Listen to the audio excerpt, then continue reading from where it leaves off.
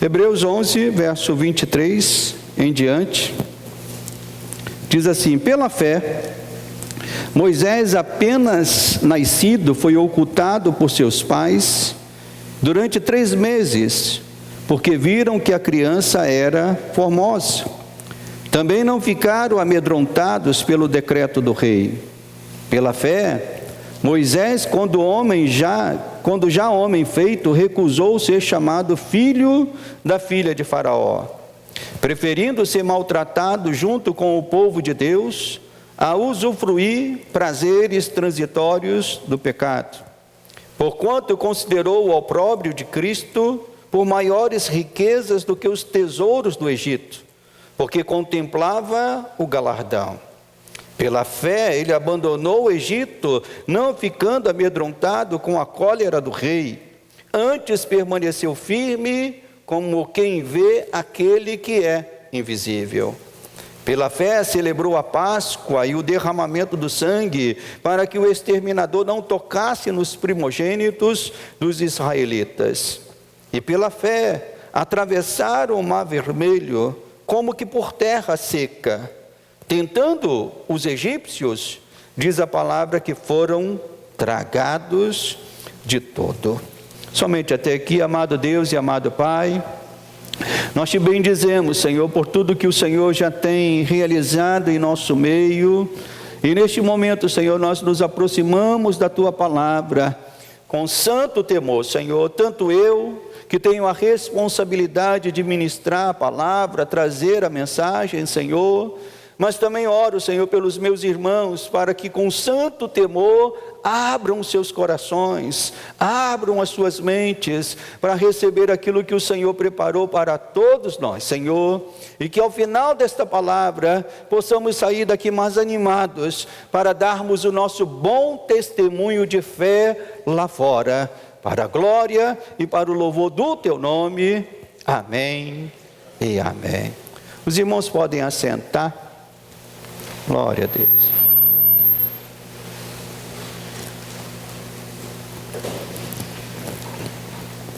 Uma vez, eu assisti uma palestra de um psicólogo cristão, que explicava por que uma criança chora tanto ao nascer, né? Toda criança, na sua quase totalidade, ao nascer, chora. E elas choram porque depois de habitar por 9 meses num lugar aconchegante e projetado para protegê-los de tantas coisas que acontecem ao redor, né? Por exemplo, um lugar para protegê-los dos sons, das luzes, e para fazê-lo desenvolver, o bebê tem que sair daquele lugar aconchegante e num só momento, aquele bebê que estava ali num lugar aconchegante, ele recebe num só momento, uma carga muito grande de sensações sonoras, de sensações visuais, de toques. Imagine, uma criança está 9 meses sem ser tocada no ventre, e daqui a pouco tem gente tocando, mexendo na cabeça dele. Eu me lembro que quando meu filho nasceu naquele hospital Amparo Feminino, ali no Rio Comprido, né? A doutora até perguntou se eu queria acompanhar o parto. Eu disse não, muito obrigado. Jesus, você vê, eu não tenho estrutura para isso, né? Mas eu me lembro que depois que ele nasceu, tiraram ele de uma sala para levar para outra. A cabeça dele estava branca, parecia um sebinho, né? Que tinham colocado na cabeça dele e levaram ele para lavar, né? Imagine, uma carga de tantas coisas, de toque, sensações sonoras, sensações visuais. Irmãos, é por isso que as crianças choram. Isso é apavorante para eles. Num só instante eles têm que lidar com tudo isso que passa a acontecer na vida deles. Até que ele recebe um abraço bem apertado de alguém, de uma voz que lhe é familiar, dizendo: é a mamãe, não temas, eu vou cuidar de você. Eu me lembro que depois que meu filho foi para lá e para cá, Trouxeram ele para Denise, tacaram ele no peito da Denise, ele começou a mamar e ficou quietinho. Estava junto com a mamãe. Estava ali no aconchego de novo, não mais agora no aconchego interno, mas no aconchego dos braços. E aquilo traz uma paz. Mas dali para frente, aquela criança ela tem que lidar com um mundo que para ela será totalmente diferente. Nós podemos dizer, irmãos, que abraçar a fé se assemelha a um novo parto. Tanto que a Bíblia usa até essa figura, né, do novo nascimento. Nós nascemos de novo. Então, abraçar a fé, se tornar um cristão, se tornar um homem de Deus, se tornar uma mulher de Deus, se assemelha a um novo parto, a um nascer de novo para o mundo, que parece o mesmo, mas na verdade, para aqueles que se tornam cristãos, é outro. Eu me lembro que quando me converti, aqueles mesmos amigos que eu tinha antes da conversão, agora me eram amigos estranhos. Nós não tínhamos mais os mesmos pensamentos. Nós não tínhamos mais a mesma alegria de falar das coisas que nós falávamos antes. Eu era agora um homem diferente, vivendo no mesmo mundo que eu vivia, tendo contato com as mesmas pessoas que eu tinha antes. Então, na verdade, se converter, se entregar a Cristo é viver num mundo que parece diferente, mas na verdade, num mundo que parece o mesmo, mas na verdade é outro. Um mundo que se torna para quem é cristão um mundo hostil, um mundo dominador, um mundo violento para aqueles que resistem, para aqueles que o resistem. Os cristãos hebreus que receberam esta carta, eles estavam vivendo um novo parto em suas vidas. O medo, as incertezas que rodeavam eles, provavelmente perguntas como estas estavam na cabeça deles. Será que vale a pena seguir a Cristo e enfrentar o poderoso Império Romano com suas leis contrárias à fé? Será que vale a pena? Era uma pergunta que devia estar no coração deles. Por que colocar em risco bens e vida para se tornar um cristão? Será que realmente Deus pede ou permite que isto aconteça na vida dos seus escolhidos? Eram perguntas que eles faziam e o escritor aos Hebreus estava procurando dar uma resposta para eles, uma resposta baseada na palavra. Então estas e tantas outras perguntas eram feitas por aqueles cristãos. E para responder estas perguntas e trazer confiança aos corações, o escritor aos Hebreus saca, esses exemplos que nós temos estudado aqui ao longo desses domingos. De homens que haviam vivido, de homens e mulheres que haviam vivido antes daqueles cristãos e que viveram também momentos difíceis, mas que deram o seu bom testemunho de fé. E nesta manhã, nós queremos trazer luz sobre o exemplo de Moisés, para mostrar que lá atrás, Moisés teve que enfrentar as mesmas situações que aqueles cristãos estavam enfrentando, e ele deu o seu bom testemunho. Amém, igreja? Mas na verdade, antes mesmo de Moisés começar a dar o seu bom testemunho, foram os seus pais que tiveram que agir em favor de Moisés. Deixa a sua Bíblia aberta, Verso 23 diz assim: pela fé, Moisés, apenas nascido, foi ocultado por seus pais durante 3 meses, porque viram que a criança era formosa e também não ficaram amedrontados pelo decreto do rei. Num mundo, irmãos, de leis injustas, de leis que tinham por finalidade o prejuízo do povo de Deus, os pais de Moisés, junto com as parteiras Sifrá e Puá, tomaram a decisão de proteger o menino e não matá-lo, Para quem não conhece o contexto, esse texto aqui fala do momento em que Moisés, ainda bebezinho, estava realmente nascendo para um mundo que era hostil à fé em Deus, um mundo que era hostil ao próprio Deus, ao ponto do imperador, do faraó, ter decretado uma lei com medo de que a população hebreia crescesse muito nas regiões do Egito, lançou uma lei que toda criança, menino, deveria ser morto. Uma lei injusta.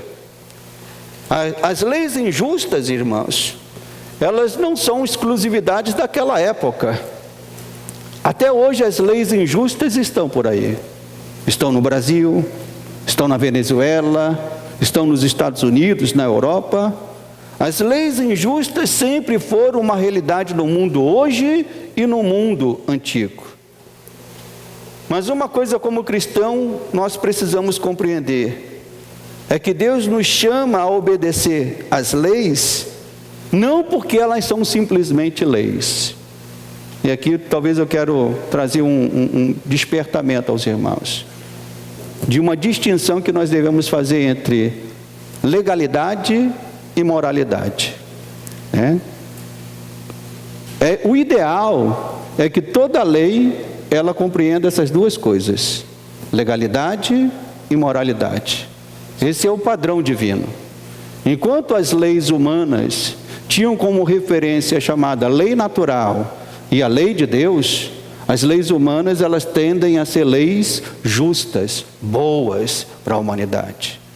Mas à medida em que as leis humanas se desvinculam da chamada lei natural ou da chamada lei de Deus, como tem acontecido nos nossos dias, estas leis tendem a ser leis, ou seja, tem um ar de legalidade, mas nem sempre são leis morais, nem sempre são leis aprovadas pelo próprio Deus.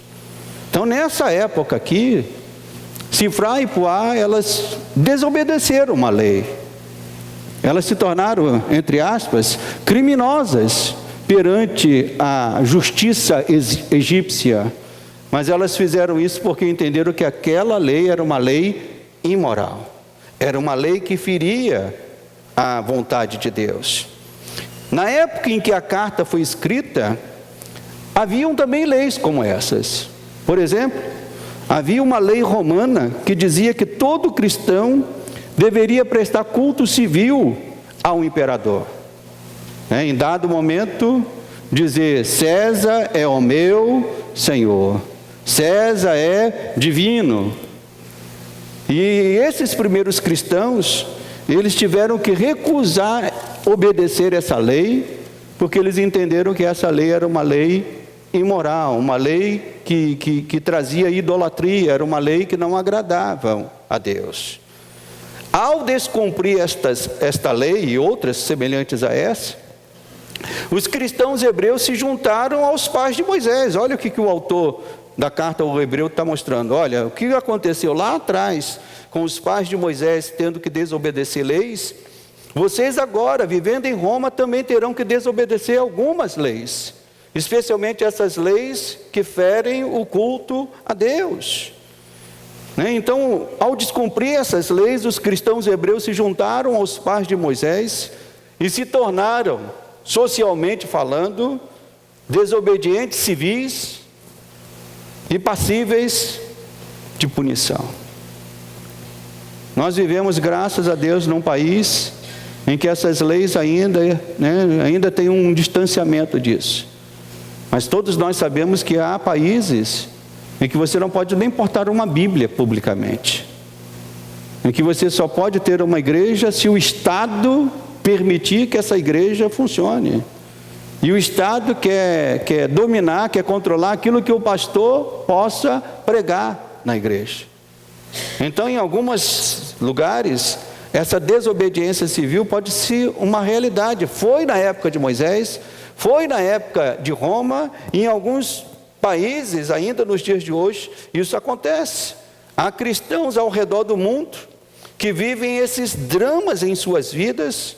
Por exemplo, médicos que por sua fé rejeitam a obedecer uma lei que cada vez mais tem sido promulgada nos países, a lei do aborto. Há países que obrigam o médico a ter que fazer o aborto independente da crença que ele professa. E se ele não fizer, ele pode ser preso. Então há situações como essa. Então um bom testemunho da fé levou os pais de Moisés a tomarem uma decisão lá no passado. Esse bom testemunho da fé deveria levar os hebreus na época de Roma a tomarem também um testemunho. Os hebreus precisavam também ter a coragem de não recuar, como diz o texto, aqui no verso 23, por 2 vezes. Olha a preocupação do escritor aqui, Por 2 vezes no verso 23 diz assim, que também, no finalzinho do verso 23, não ficaram o quê, meus irmãos? Amedrontados pelo decreto do rei. Verso 27, que Moisés abandonou o Egito e também o quê, meus irmãos? Não ficando amedrontado com a cólera do rei. E nós também hoje não podemos ficar amedrontados com coisa alguma para vivermos a nossa fé. Nem com leis, nem com a cólera de autoridade. A nossa fé tem que ser uma fé firme no Senhor. Amém, igreja? Amém. E Deus operou um milagre. Os pais de Moisés cometeram essa desobediência civil, e a punição que eles deveriam receber é o quê? Ao serem descobertos. Eles mortos, Moisés morto. Mas Deus operou um milagre, meus irmãos. Às vezes a gente lê a história e não tem a dimensão do milagre que está ali. Deus operou um milagre.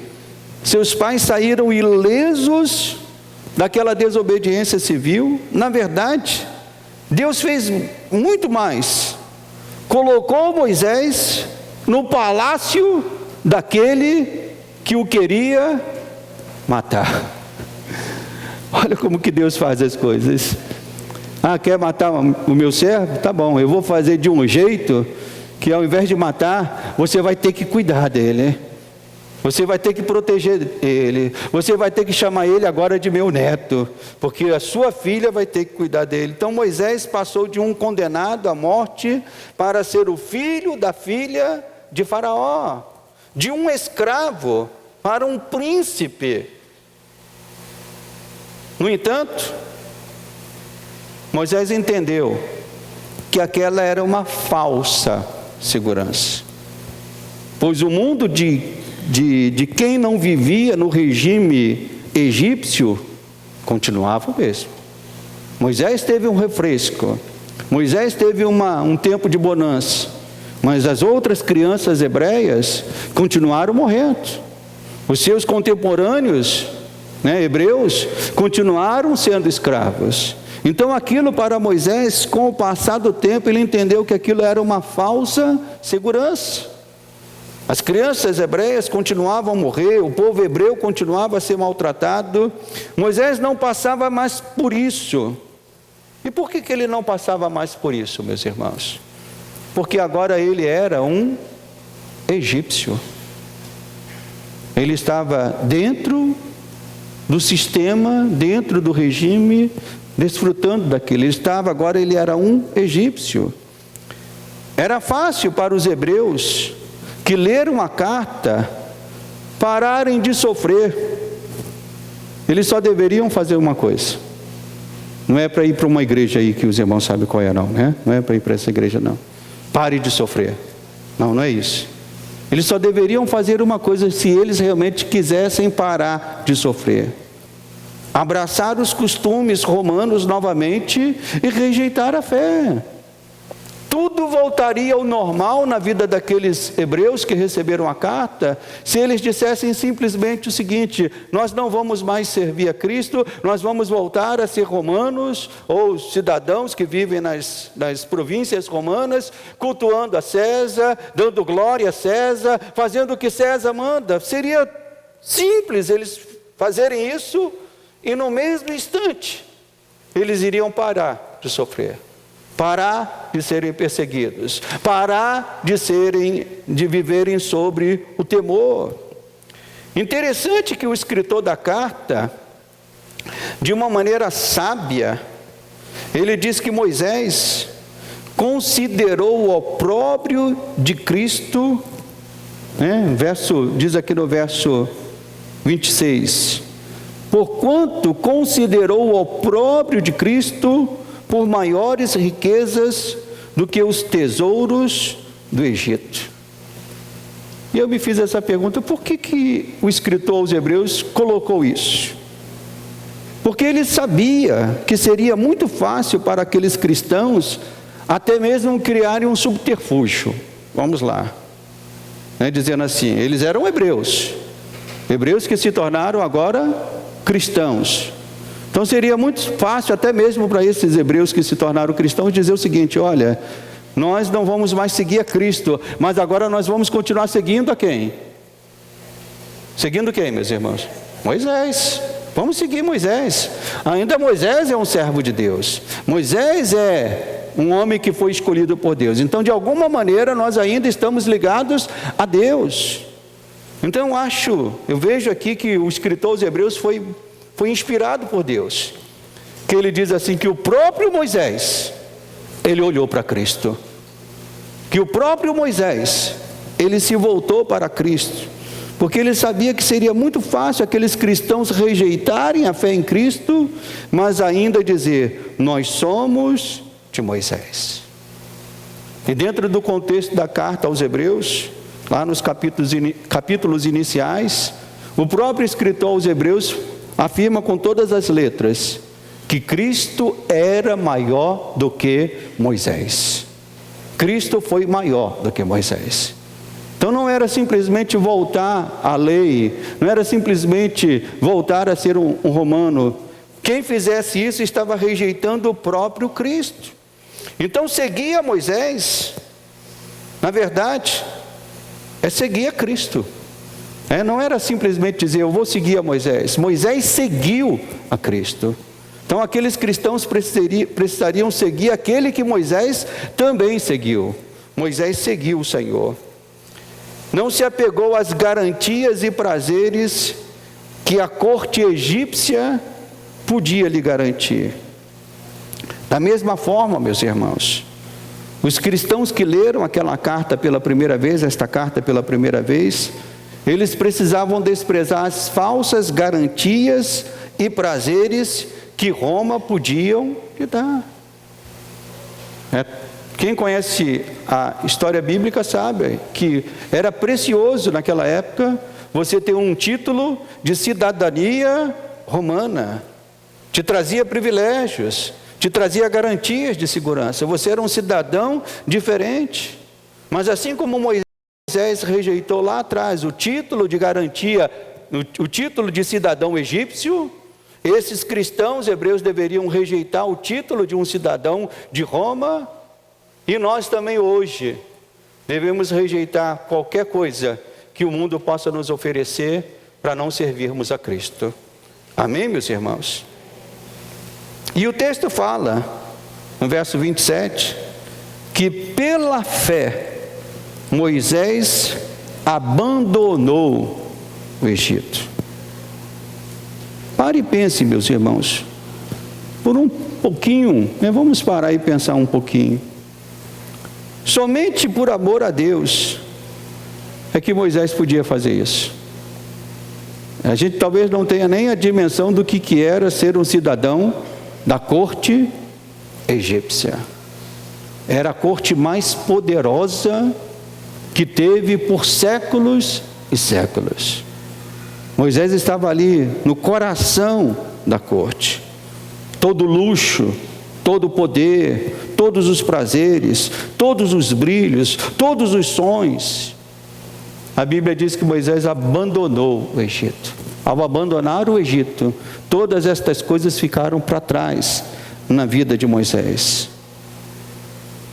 E a fé, meus irmãos, em Cristo, ela tem que provocar isso no coração de qualquer crente em qualquer época, qualquer pessoa que ama a Deus. A fé em Cristo tem que provocar no coração humano esse desencanto, um abandono daquilo que é celebrado pelo mundo que nos cerca. Quantas coisas você amava no mundo e hoje você não ama mais? Quantas coisas você fazia no mundo, aquilo te dava, você não sabia nem de onde vinha a sua alegria de estar ali. Ontem, voltando para casa, um pouco mais tarde, né? E passei perto de um bar que tem lá perto de casa e vi as pessoas conversando como se fosse 6 horas da tarde, né? Ali numa cidade como a do Rio de Janeiro, onde a gente vive cercado, às vezes a gente tem que voltar para casa às 10 horas, 11 horas, a gente já volta um pouco apreensivo, essas pessoas não estão ali. Alguma coisa move elas a estarem ali. Mas quando nós nos tornamos cristãos, estas coisas perdem o seu brilho na nossa vida. Isso que nos movia é cortado, nós não temos mais prazer nestas coisas. Então, Moisés, ao abandonar o Egito, na verdade nos mostra esse desencanto, esse abandono daquilo que o mundo celebra, meus irmãos. O Evangelho nos fala em deixar pai e mãe, em vender tudo o que temos, em negar a nossa própria vida. Muitos não entendem o que isso realmente quer dizer. Então, pastor, será que literalmente Deus está nos mandando amar mais a Ele do que pai e mãe, de desprezar toda a riqueza, né, de estarmos negando a nossa própria vida? O que isso realmente quer dizer, meus irmãos? Isso quer realmente dizer que o nosso amor por Cristo deve ocupar o primeiro lugar na nossa vida, acima da nossa própria vida, acima da nossa própria família, acima das coisas mais preciosas e legítimas, como eu preguei no domingo passado, até mesmo das coisas legítimas, o amor a Cristo tem que vir em primeiro lugar. Então, ser de Cristo, seja na época de Moisés, porque segundo o texto aqui nós podemos fazer essa afirmação, que Moisés era de Cristo. É ou não é, meus irmãos? Porque se ele considerou o opróbrio de Cristo, então ele tinha Cristo como Senhor. Então, ser de Cristo na época de Moisés, na época dos hebreus que leram a carta pela primeira vez, ou ser de Cristo agora, ser de Cristo é abandonar o Egito e o mundo para entrar num deserto, meus irmãos, que em breve nós teremos a experiência da sarça que nos prepara, da experiência com Deus, né, de Deus nos preparar para aquilo que Ele quer fazer na nossa vida e através da nossa vida. Moisés abandonou tudo. Deus levou ele para um deserto, um lugar solitário. Então não há como ser de Cristo se não abandonar o Egito. Eu vou dizer isso de novo. Não há como ser de Cristo se não abandonarmos o Egito. Seja o Egito, seja Roma, seja o mundo. Este foi o erro dos israelitas, segundo o texto bíblico, que pereceram no deserto. Eles abandonaram o Egito fisicamente, mas enquanto eles estavam andando no deserto, o que diz a palavra, irmãos? Que o Egito estava onde? Em seus corações. Lembrando toda hora dos alhos, dos melões, das comidas, das coisas do Egito. Então, ser de Cristo é abandonar o Egito, é abandonar Roma, é abandonar o mundo. Este era um erro que não podia se repetir na vida dos hebreus que estavam lendo aquela carta. Eles deveriam abandonar Roma. Eles não deveriam estar amedrontados com a cólera do rei, com o decreto que o rei estava lançando, como Moisés, como os hebreus. E nós hoje, meus irmãos, nós devemos permanecer vendo aquele que é invisível. Ao abandonar o Egito e ir para o deserto, Moisés teve que reaprender algumas coisas dele em sua vida, né? Ele estava lá no Egito, meio que influenciado pela cultura, por todas as coisas que estavam ali no Egito. Deus leva ele para o deserto, e agora ele tem que reaprender algumas coisas na sua vida. E a primeira delas, ele precisava reaprender a confiar totalmente no Senhor. Ele passou ali 40 anos, a experiência da sarça foi marcante, a sua fé em Deus ficou firme. Quem ao ler a experiência da sarça diz assim: eu queria estar ali do lado de Moisés, Só olhando aquilo ali, né? Que experiência gloriosa. Mas eu pergunto, será que a sarça ainda não está queimando nos nossos dias? Será que a presença de Deus não está sendo manifestada ainda em nossos dias? Moisés, ao ter aquela experiência, agora estava pronto para ser um instrumento que Deus queria usar. Moisés tentou ser o instrumento de Deus da forma dele. Agora Deus estava dizendo: não, Moisés, você vai ser o meu instrumento da minha forma, da minha maneira. Você vai conduzir o meu povo. E no verso 28 aqui, diz que pela fé, Moisés celebrou a Páscoa e o derramamento do sangue, para que o exterminador não tocasse nos primogênitos dos israelitas. Essa celebração da Páscoa, meus irmãos, foi algo definitivo para Moisés e para o povo que saía do Egito. Não foi simplesmente uma celebração simbólica, como não deve ser uma celebração simbólica a celebração da ceia na casa do Senhor. A celebração da Páscoa não foi uma celebração simbólica, ela tinha ali algo profundo para ensinar ao povo que estava saindo do Egito. Vamos lá, dar um pulinho nesse texto que fala da instituição da Páscoa em Êxodo 12, 12, para que você veja o que estava em jogo quando Deus mandou Moisés sair do Egito e celebrar a Páscoa.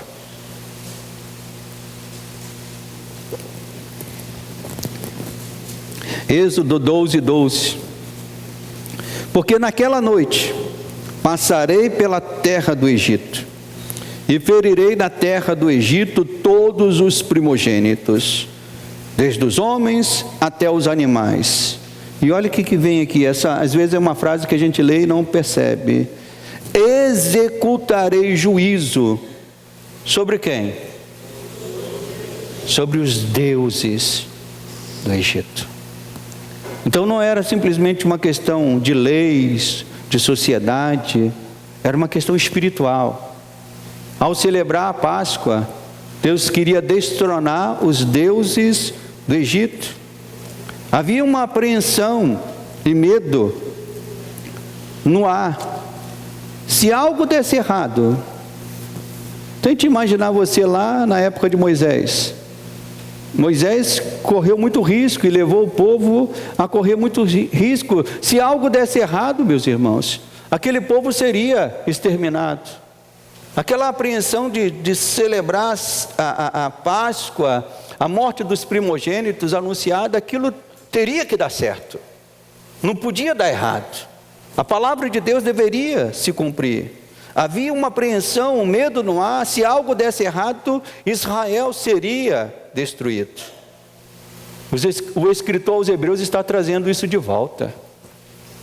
Às vezes a gente não consegue captar a apreensão que está ali no ar. O escritor aos Hebreus está trazendo isso de volta para lembrar aqueles irmãos ali que havia uma nova apreensão, que as coisas poderiam dar errado, que eles, como cristãos, vivendo em Roma, poderiam ser mortos, como muitos foram mortos, eles poderiam ser destruídos, mas eles precisavam compreender que assim como Deus esteve com Moisés e o povo, destronando os deuses do Egito, Deus estava agora com os hebreus, destronando os deuses que governavam Roma. Deus está conosco, crentes brasileiros, destronando os deuses que governam esta nação.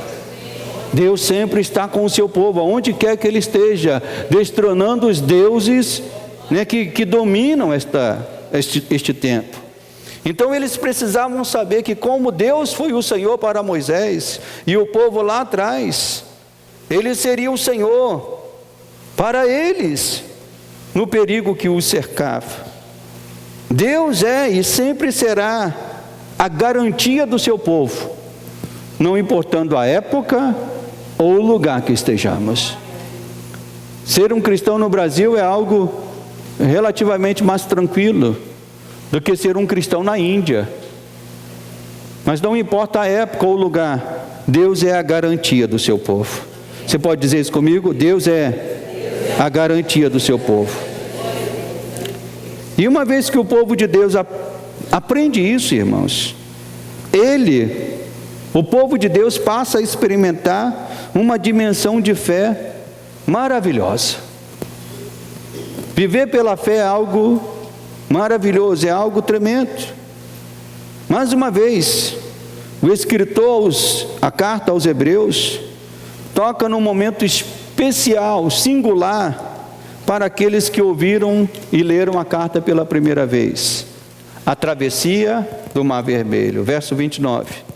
Pela fé, atravessaram o Mar Vermelho como que por terra seca, tentando os egípcios, foram tragados de todos. Se nós que vivemos neste século, vivemos séculos depois do episódio do Mar Vermelho, séculos depois do episódio da carta aos Hebreus, nós somos tocados ainda pela narração ou pela figura da travessia do Mar Vermelho. Quem aqui já foi em alguma casa ou em algum lugar que tinha um retrato da travessia do Mar Vermelho? Quem já foi? É uma coisa muito comum. Eu me lembro quando criança, ia brincar com um colega, um amigo, e a mãe dele tinha um quadro desse da travessia do Mar Vermelho na casa dela. Mas ela não era crente, não. Mas ela tinha a pintura, uma réplica da pintura. E eu, como criança, olhava para aquela pintura assim, ficava ali, que coisa estranha, que coisa diferente. O que o autor queria mostrar, trazendo essa imagem, que era uma imagem muito mais forte para eles do que é para nós ainda? O que o autor queria mostrar? É que quando se vive pela fé, meus irmãos, esta fé nos fará andar e experimentar coisas que o mundo não poderá experimentar. Viver pela fé vai te fazer andar, caminhar por situações que o mundo nem consegue entender. Às vezes o mundo até quer experimentar o que você experimenta pela fé. Que, como diz aqui o texto, eles viram Moisés passando com o povo. O que eles disseram? É fácil. Opa, vamos lá atravessar. Mas o que diz a Bíblia? Que eles foram de todos tragados. Aquilo só aconteceu porque eles viveram na fé em um Deus todo-poderoso. Assim também foi com os cristãos hebreus, assim também é conosco, meus irmãos.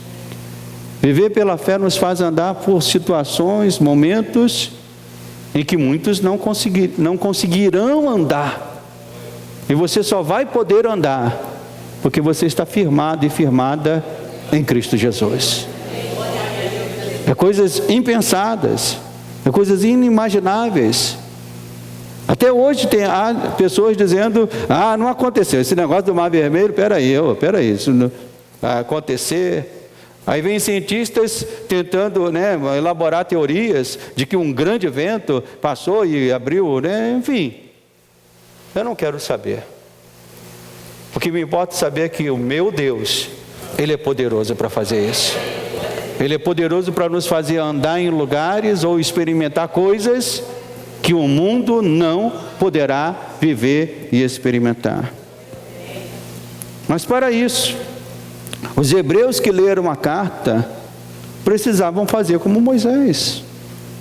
Para isso, nós que vivemos nos dias de hoje, precisamos fazer como Moisés. Diz o texto que Moisés abraçou o opróbrio de Cristo, porque tinha isso por maiores riquezas e tesouros que o Egito poderia trazer. Ter Cristo, meus irmãos, é a maior riqueza de um crente. Você pode ser um crente vivendo numa cobertura, pode ser um crente vivendo numa palafita. Você tem a maior riqueza deste mundo. A maior riqueza de um crente é a sua fé em Deus. Compreender que a nossa garantia maior não está nestas coisas que o mundo pode nos oferecer. Qualquer garantia que o mundo pode nos oferecer, nós podemos se valer dela por um tempo. A garantia que o dinheiro pode trazer é boa. É bom ter o recurso. É bom poder ter a sua casa própria. É bom poder ter recursos suficientes para você fazer o que você quiser. Mas isso pode mudar. Quantas vezes isso já mudou na sua vida? Quem já teve essa experiência de altos e baixos na vida financeira? Quem já teve? Eu já tive. Eu tive experiências de ganhar salários, foi pouco tempo na minha vida. Mas a melhor coisa que se tem, eu experimentei isso 1 ou 2 meses, foi ganhar um salário que eu não conseguia gastar num mês. Né? Porque eu ganhava o salário, fazia tanta hora extra, que eu não conseguia. Foi naquela época que eu falei da pregação recente. Eu não tinha tempo de gastar o dinheiro que eu recebia. E teve um mês que eu recebi 2 salários num só, de tanta hora extra que eu fiz. Mas isso acabou. A saúde que alguém pode ter, isso pode mudar. Quantos riscos aparecem aí, quantas doenças, né? Estava conversando com o irmão Roberto Carlos, ele estava contando como o filho descobriu, né, a doença, né, irmão Roberto Carlos? Foi no médico, numa consulta, que o médico falou: não, esse menino não pode sair daqui não, tem que ficar aqui agora, temos que agir na vida dele agora. Então a nossa vida pode mudar de uma hora para outra, irmãos. A nossa garantia, ela está firmada numa só, é em Cristo Jesus. Se você estiver olhando para aquele que, como diz aqui a palavra, Moisés continuou olhando para aquele, como quem vê aquele que é invisível. Se você continuar olhando para Cristo, essas outras garantias podem mudar na sua vida. Mas se essa garantia de fé, de olhar a Cristo, estiver firme no teu coração, você vai conseguir passar por coisas que o mundo não pode passar. Você vai experimentar maravilhas de Deus.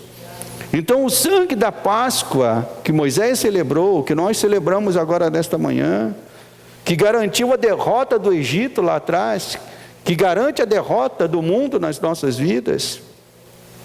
Então só firmado nele, meu irmão, é que você consegue enfrentar os decretos do rei. É que você consegue, como diz o texto, não se amedrontar pelas coisas que o mundo lança sobre a tua vida. Então, voltando às perguntas iniciais que provavelmente estavam no coração dos hebreus: será que vale a pena crer em Cristo? Será que vale a pena realmente colocar e depositar a nossa fé totalmente no Senhor? Essas perguntas nós podemos dizer que são perguntas nossas ainda. Quem de nós de vez em quando, passando por alguma situação adversa, essa pergunta não vem bater aqui na nossa cachola? Será que vale a pena realmente ser firme? Será que realmente vale a pena ser de Cristo quando as situações mudam na nossa vida, quando as situações fogem ao nosso controle, quando situações que produzem medo? Será que vale a pena ser de Cristo? Eu creio que a resposta que foi dada aos hebreus lá atrás é a resposta que Deus nos dá nesta manhã. Vale a pena ser de Cristo em qualquer época da nossa vida, em qualquer lugar, diante de qualquer dominador ou imperador ou leis injustas que possam estar lá fora, ou de qualquer coisa que possa acontecer na nossa vida. Vale a pena sim ser de Cristo. Amém, igreja? Vamos nos colocar de pé e vamos agradecer, porque nós somos de Cristo.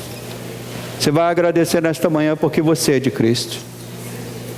O Senhor te comprou com um precioso sangue, para que você viva a sua vida neste mundo, enfrentando os decretos do rei, enfrentando os perigos que estão lá fora, enfrentando qualquer situação que possa lhe acontecer, mas como Moisés, olhando firme para aquele que é invisível, aquele que é o Senhor de nossas vidas. Então feche os teus olhos, se quiser levante as tuas mãos e comece a agradecer a Deus, porque Ele te escolheu para ser um servo, uma serva, um filho, uma filha, amado por Ele, precioso para Ele, por quem Ele entregou a sua própria vida na cruz, para te remir, para te comprar, para te oferecer uma herança incorruptível, uma herança eterna. Mas enquanto estamos a caminho desta herança, nós vivemos ainda neste mundo.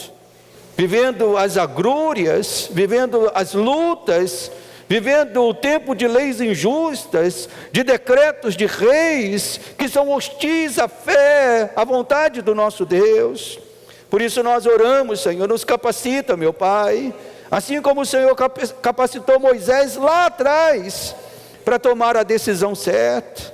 Assim como o Senhor capacitou os pais de Moisés, as parteiras que protegeram as crianças a tomarem a decisão certa, num tempo crítico, meu Pai.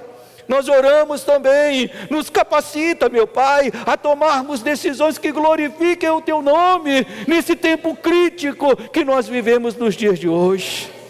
Que o Senhor guarde o nosso coração, que o Senhor nos encha de amor, de fé, de alegria, meu Pai, para Te servir todos os dias da nossa vida, Pai. Não temendo, não se amedrontando com nenhum decreto que este mundo ou Satanás, por trás das autoridades deste mundo, possam levantar contra nós. Não, meu Pai. O único decreto que nós queremos obedecer é o decreto da Tua palavra, é o decreto da Tua vontade. Ela é para nós o decreto maior, a vontade maior, a lei maior. Meu Pai, que o Senhor firme cada um dos Teus filhos, e nas lutas, Senhor, que cada um possa estar enfrentando na sua vida individual, na sua luta na família, na sua luta com enfermidade, na sua luta material, na sua luta espiritual. Ó Deus, que cada um, ao ouvir a Tua palavra nesta manhã, possa sair daqui com esta convicção: vale a pena sim servir a Cristo, vale a pena sim ser um cristão, porque eu sei que o meu Deus é poderoso para abrir o mar e me fazer andar por lugares inimagináveis, a ter experiências que só aqueles que servem o Senhor podem ter. E nós queremos estas experiências na nossa vida, para a glória e louvor do Teu nome. E aqueles que amam a Jesus, dêem glória a Deus. Diga: Senhor, obrigado por esta manhã. Amém e amém. Nós vamos fazer a oração final, lembrando que logo mais nós temos um compromisso. Vamos estar aqui de novo para cultuar e celebrar o Senhor. Levante a sua mão assim. Amado Deus e amado Pai, obrigado por tudo que aconteceu nesta manhã, Senhor, pelos louvores, pela ceia, pelas ofertas, pela palavra, pela comunhão dos santos. Agora, Senhor, se temos chegado ao final desta reunião, que o Senhor nos conduza aos nossos lares, guardados e abençoados, nos dando um bom final de manhã e uma tarde rica da Tua presença, Pai. Que o Teu amor, que a graça salvadora de Jesus e a presença constante do Espírito sejam com todos, desde agora e para todos sempre. Amém e amém. Que Deus abençoe a sua vida.